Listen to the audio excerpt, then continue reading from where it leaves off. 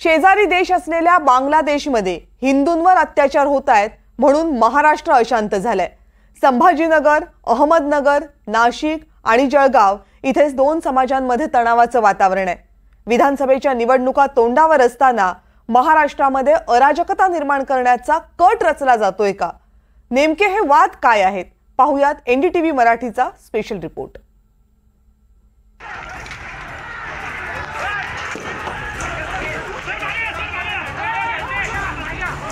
नाशिक, जळगाव,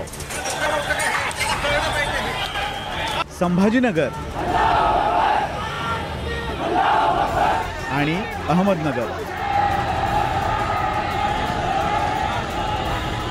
बांगलादेशातील हिंदूंवर अत्याचार होत आहेत म्हणून महाराष्ट्र अशांत झालाय।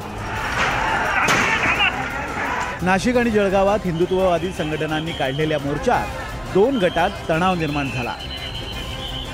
तणाव इतका वाढला की पोलिसांना लाठीचार्ज करून परिस्थिती आटोक्यात आणावी लागली।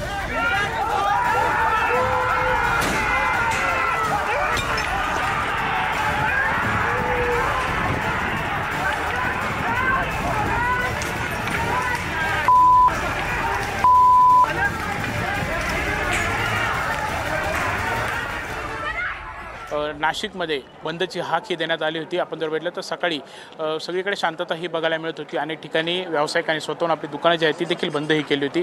मात्र दुपारी खरं तर या हिंदूंच्या मोर्चाला सुरुवात ही झालेली होती आणि त्यानंतर अचानक आपण जर बघितलं तर जुनं नाशिक परिसरामध्ये वातावरण जे आहे ते चिघळल्याचं बघायला मिळालं होतं। अचानक दोन्ही गट हे समोर आलेत आणि तणाव जो आहे तो बघायला मिळत होता। अनेक ठिकाणी वाहनांची तोडफोडी करण्यात आलेली आहेत, काही ठिकाणी दुकानांचं देखील नुकसान हे करण्यात आलेलं आहे आणि पोलिसांना ही सर्व परिस्थिती बघून परिस्थिती नियंत्रणात आणण्यासाठी सौम्य लाठीचार्ज देखील करावा लागलेला आहे। नियंत्रणात आहे। नागरिकांना एकच आव्हान आहे की त्यांनी कुठल्याही अफवांवर विश्वास ठेवू नये, प्रत्येकाने आपापल्या घरात थांबावं, बाहेर कोणी येऊ नये।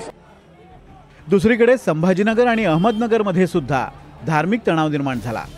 नाशिकमधील कार्यक्रमात महंत रामगिरी महाराज यांनी मोहम्मद पैगंबरांबद्दल आक्षेपार्ह वक्तव्य केलं। याच वादग्रस्त वक्तव्याचा व्हिडिओ व्हायरल झाल्यानंतर मुस्लिम संघटना रस्त्यावर उतरल्या। जनतेला हेच आव्हान आहे की काही लोक समाजकंटक हे दोन समाजामध्ये दोन गटामध्ये जाणून बुजून दंगली कशा घडतील याचा प्रयत्न करतात। आपण यापासून सावध राहिलं पाहिजे, शांतता राखा। यांना आता निवडणुकीमध्ये एक फंडा या लोकांनी वापरलेला आहे, दुसरा फंडा जाती जातीमध्ये तेढ निर्माण करून दंगली करून मताचं एक विभाजन करून एक मताचा गठ्ठा आपल्याकडे कसा येईल हा त्यांचा प्रयत्न आहे। म्हणून याच्या भूलथापाला कोणी बळी पडू नका, शांततेचं वातावरण ठेवा। कुणाला काहीही अडचण असली तर पोलीस तुमच्या मदतीला त्या ठिकाणी उभे आहेत, त्यांच्याकडे तुम्ही मदत मागा। निश्चित तुमच्या जीवाला कुठेही धोका होणार नाही आणि कुठेही कुणाचं घर पेटवणं, गाडी पेटवणं किंवा दुकान पेटवणं असा प्रकार कुठेही करू नका। आपला महाराष्ट्र हा शांतता प्रिय आहे आणि तसा ठेवण्याची विनंती आपल्याला या माध्यमातून मी आपल्याला करत आहे। महाराष्ट्रामध्ये जी कायदा सुव्यवस्था बिघडलेली आहे हे जे आम्ही म्हणतो आहे त्याचं चित्र आहे की कोणी काही पण करा, कोणाला पण मारा, कोणाचे दुकानं बंद करा, तोडफोड करा,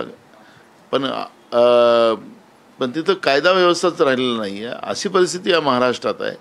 त्यामुळे शासनाने आणि प्रशासनाने याच्याकडे लक्ष घालावं। महाराष्ट्रामध्ये या पद्धतीच्या घडामोडी होणं या महाराष्ट्राच्या संस्कृतीला न भूषणावर आहे आणि म्हणून तातडीनं सरकारने याच्यात ॲक्शन मोडमध्ये यावं। या आक्षेपार्ह वक्तव्याप्रकरणी वैजापूर आणि येवल्यात रामगिरी महाराजांविरोधात गुन्हा दाखल करण्यात आलाय। पुढची भूमिका काहीच नाही, जे आता आम्ही बोललेलो आहेत आणि जे काय परिणाम असतील त्याच्या सामोरं जाण्याचा आपली तयारी आहे। आपल्यावरती मात्र गुन्हा दाखल झाला आहे। गुन्हा दाखल झाला तर नोटीस येईल त्यावेळेला बघू। ठीक आहे, आता आम्हाला जे बोलायचं ते आम्ही बोललेलो आहेत। आता सप्ताह चालू आहेत, सप्ताह झाल्यानंतर काय घडेल ते आम्ही पाहणार आहोत।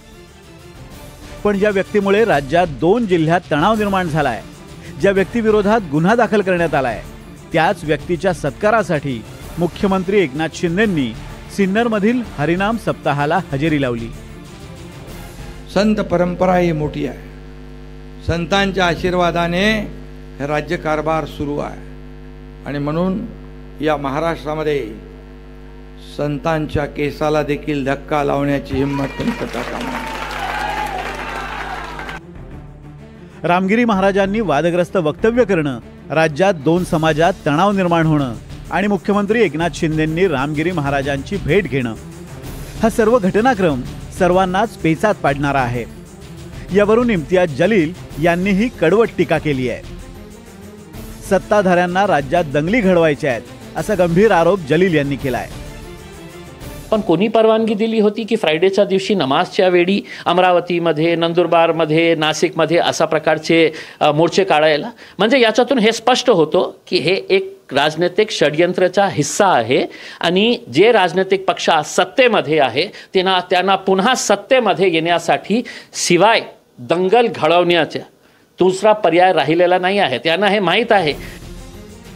6 शहरांमधला हा तणाव निव्वळ योगायोग नाही आहे.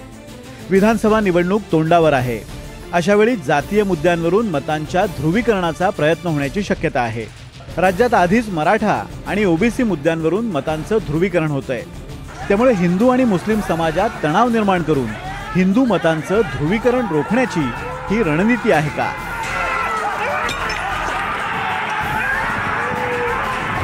Bureau report, NDTV Marathi.